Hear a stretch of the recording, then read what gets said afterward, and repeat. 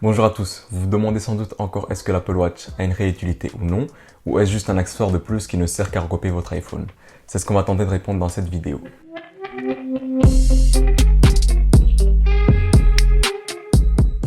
Cela fait plus d'une semaine que je l'utilise, j'ai eu donc la possibilité d'utiliser la plupart de ses fonctions. Je vais donc vous expliquer mon utilisation, ses points forts, ses points faibles, quel Apple Watch choisir par rapport à ses besoins et son budget, et pour finir je vais vous dire est-ce que je la garde ou je la garde pas. Allez, c'est parti. On va commencer par les utilisations. La première utilisation, c'est tout d'abord le réveil. Soit je dors avec, donc elle me réveille grâce à des petites vibrations et un petit son, comme un réveil normal, on va dire. Mais c'est beaucoup plus agréable qu'un réveil, on va dire, plutôt agressif qu'on a souvent sur les iPhones.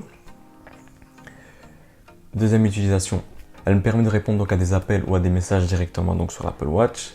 Par rapport aux appels, donc si quelqu'un me passe un coup de fil, je peux répondre directement via l'Apple Watch car elle est munie donc de plusieurs micros, ce qui permet donc de parler directement sur l'Apple Watch.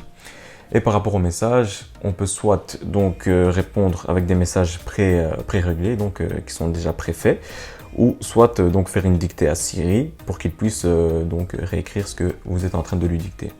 Je trouve que c'est l'une des utilisations donc les plus importantes, donc par rapport surtout à mon cas à moi.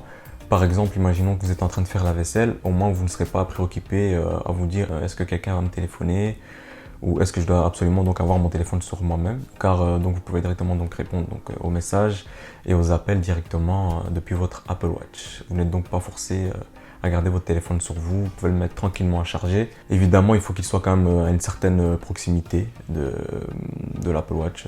Troisième utilisation. Elle vous permet de regarder l'heure donc discrètement. Lorsqu'imaginons vous êtes en train de parler à quelqu'un, cela paraît un peu moins donc impoli. Au moins la personne ne va pas s'imaginer qu'elle vous dérange et que vous n'avez pas que ça à faire et que vous devez partir quelque part. Quatrième utilisation. Donc elle vous permet de faire sonner votre téléphone lorsque vous l'avez perdu, vous l'avez égaré chez vous ou peu importe. Donc elle émet donc un son assez fort pour que vous puissiez le retrouver. Et également elle vous permet donc, si vous appuyez longtemps pour le faire sonner, elle active également le flash, ce qui vous permet donc de le retrouver plus facilement dans la nuit. Cinquième utilisation, elle me permet donc de suivre mon activité physique. Même si je ne suis pas un très grand sportif, elle me permet donc de me motiver, de continuer à bouger pendant toute la journée. Elle m'envoie souvent des rappels pour me lever, donc des fois, imaginons, j'ai travaillé pendant quelques heures donc sur l'ordinateur, où je suis resté beaucoup de temps devant la télé. Elle va me rappeler plus ou moins toutes les heures de me lever, donc de marcher un peu, de bouger, ce qui est assez cool. Et pour les personnes qui sont vraiment beaucoup plus dans le sport, il y a beaucoup d'activités là-dessus, telles que la marche, la course, la nage. Il y a vraiment pas mal de sports qui se rajoutent de plus en plus avec les mises à jour. Sixième utilisation, elle vous permet de rester plus facilement concentré donc, par rapport à la tâche que vous êtes en train de réaliser. Par exemple, vous êtes en train de travailler sur un ordinateur, vous n'allez pas être là constamment à regarder votre téléphone pour voir est-ce que vous avez une notification, est-ce que vous avez manqué un appel, un SMS, etc. Étant donné que vous allez recevoir directement donc tous les SMS ou les appels ou les notifications directement via l'Apple Watch. Septième utilisation, elle permet donc de télécharger directement les musiques donc sur l'Apple Watch. Vous pouvez par exemple aller courir et juste prendre donc vos AirPods ou un casque, peu importe, tant qu'il soit Bluetooth. Et vous n'êtes donc pas obligé d'avoir votre téléphone avec vous lorsque vous allez faire du sport, courir, un running, du vélo, etc. Huitième utilisation, elle permet donc de déclencher l'appareil photo de votre iPhone. Donc vous pouvez prendre donc des photos à distance ou commencer à filmer si vous filmez vous-même, donc si vous filmez tout seul comme dans mon cas. Ce qui est assez pratique lorsque vous faites une photo, par exemple une photo de famille, tout le monde sera sur la photo. Vous n'aurez plus qu'à activer donc le déclencheur directement via votre Apple Watch. Neuvième utilisation, vous pouvez personnaliser les différents cadrans comme bon vous semble. Par exemple, vous pouvez régler un cadran rien que pour les activités sportives, pour le travail, tout ce qui est travail, et également pour les loisirs. Dixième utilisation, elle me permet donc de déverrouiller directement mon Mac sans mettre le mot de passe, ce qui peut être assez chiant. Surtout que moi j'ai un MacBook Air donc de 2016 qui n'a pas encore le Touch ID. Après, bien évidemment, il y a plein d'autres utilisations que vous pouvez en faire donc de cet Apple Watch. Tout dépend bien sûr donc de vos besoins, les types d'activités que vous réalisez. Donc au niveau des points négatifs et des points positifs. Donc au niveau des points positifs, elle nous motive à bouger plus. Elle nous permet donc de mettre de côté notre smartphone, donc d'être un peu plus sociable. En cas de problème tel que un rythme cardiaque trop haut ou trop faible, ou alors encore une chute, elle peut directement donc appeler les secours et ainsi vous sauver la vie. Je trouve qu'elle est super réactive, je n'ai jamais eu vraiment de bug avec, même si je ne l'ai testé qu'une semaine. Après on verra avec les années. Et pour finir donc dans les points positifs, on a énormément de différents cadrans qu'on peut personnaliser donc comme on veut par rapport à ses besoins, et etc. Donc en point négatif, on va d'abord commencer par la batterie qui ne tient pour ma part qu'une journée et demie, même si je ne fais pas énormément de sport avec, et voire quasiment pas du tout. Ce qui est pour moi donc un gros point faible. Le prix qui est quand même plutôt élevé, surtout donc pour la série 6. Pour les personnes qui font donc énormément de sport et qui ont besoin de données vraiment beaucoup plus poussées donc par rapport au sport, elle n'est vraiment pas faite pour vous. Moi je ne suis pas un très grand sportif, donc ça ne me dérange pas énormément par rapport à ça. Mais c'est quand même un gros point négatif pour les personnes qui aimeraient donc en savoir plus par rapport aux données lorsqu'ils font du sport. Et pour finir, le point le plus important, donc dans les points négatifs, c'est qu'il faut obligatoirement avoir un iPhone pour pouvoir l'utiliser, sinon elle ne sert complètement à rien. Quel Apple Watch choisir? Tout d'abord, Apple offre 3 possibilités. Nous avons tout d'abord l'Apple Watch série 3, l'Apple Watch SE et pour finir l'Apple Watch série 6. L'Apple Watch la moins chère proposée par Apple, c'est l'Apple Watch série 3. Elle débute à 219 €. Après, donc, nous avons donc l'Apple Watch SE qui débute à 299 €. Et pour finir, nous avons donc l'Apple Watch série 6 qui débute à 429 €.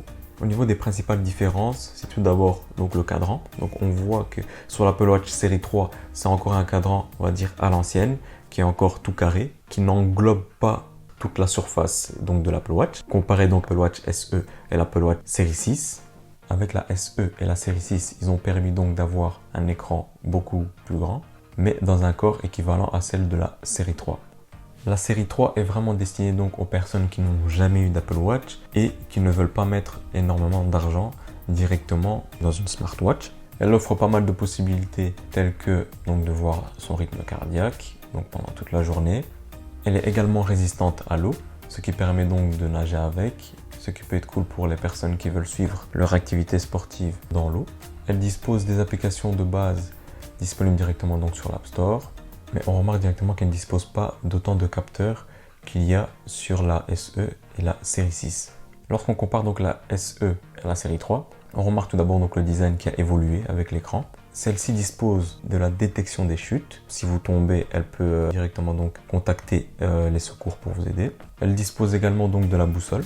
Vous pouvez également donc choisir de mettre un abonnement mobile, donc cellulaire, notamment sur l'Apple Watch pour qu'elle soit autonome. Et pour finir donc la série 6, elle dispose en plus, comparé donc à la SE, d'un capteur d'oxygène dans le sang, également donc d'un capteur donc pour le CG. En conclusion, donc par rapport aux 3 différentes Apple Watch, l'Apple Watch série 3 est vraiment destinée aux personnes qui veulent tester donc l'Apple Watch mais sans se ruiner. Elle permet de faire quand même pas mal de choses même si elle ne bénéficie pas d'autant de capteurs que les 2 autres. L'Apple Watch SE pour moi est le meilleur compromis. Elle est ni trop chère ni donnée non plus, mais elle permet donc de bénéficier du nouveau design. Pour finir donc l'Apple Watch série 6 permet de bénéficier des dernières technologies offertes par Apple, telles que l'oxygène dans le sang, le CG. Pour moi ce qui était le plus important, c'est l'écran qui reste donc allumé, comparé aux 2 autres. Lorsqu'elles se mettent en veille, l'écran s'éteint complètement, comparé à l'Apple Watch série 6 qui garde toujours l'écran allumé. En conclusion, j'ai décidé finalement donc de garder l'Apple Watch car pendant cette semaine, donc, elle a su parfaitement rentrer en adéquation avec mon écosystème Apple.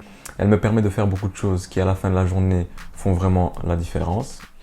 L'Apple Watch n'est pas faite pour tout le monde, ça je peux le concevoir, mais si vous avez un iPhone et que vous recherchez une montre connectée qui peut s'adapter aux différentes situations de votre journée et de vos besoins, et que bien sûr vous n'êtes pas un très grand sportif qui souhaite avoir énormément de données par rapport aux différentes activités sportives, l'Apple Watch est faite pour vous. Merci d'avoir regardé cette vidéo. Si vous avez aimé, n'oubliez pas de lâcher un like, de vous abonner. Dites-moi si vous avez déjà une Apple Watch, laquelle et quelle est votre utilisation. Si vous voulez des astuces ou d'autres vidéos sur l'Apple Watch ou d'autres produits tech, n'hésitez pas à le dire également dans les commentaires et à bientôt pour d'autres vidéos.